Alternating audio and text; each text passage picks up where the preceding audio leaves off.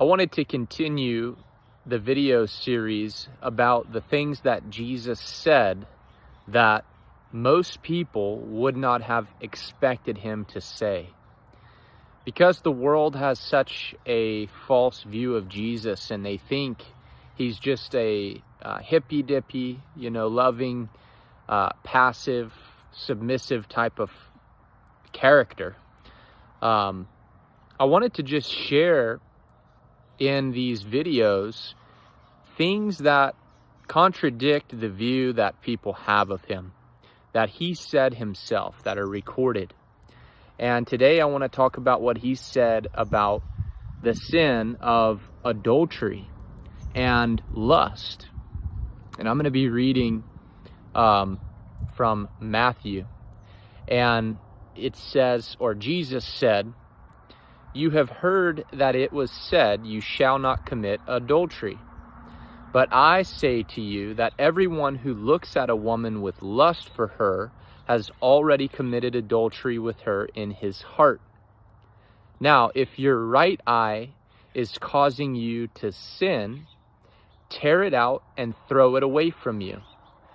For it is better for you to lose one of the parts of your body than for your whole body to be thrown in hell.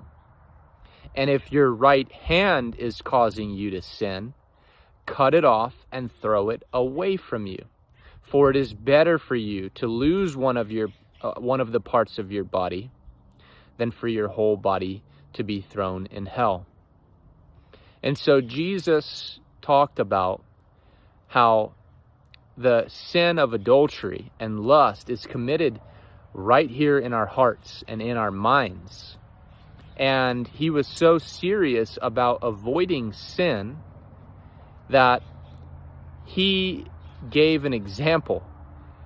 If something is causing us to sin, we need to cut it off. We need to get it out of our life.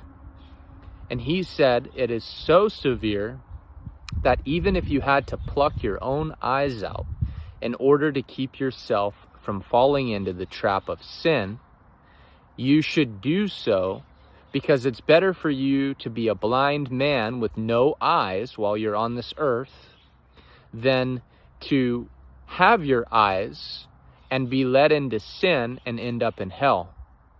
Now, Jesus doesn't need us to really pluck our eyes out of our head, but what he does need from us is for us to be serious about turning from sin and keeping our eyes pure, touching not what is unclean and impure, and choosing righteousness instead, so that we can enter into his kingdom.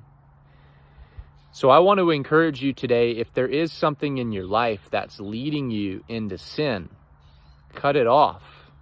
If it's friends or family that drag you back into sin, if it's being on Facebook or YouTube that leads you back into sin, cut it off. I had to get worldly movies. I had to get the television completely out of my life.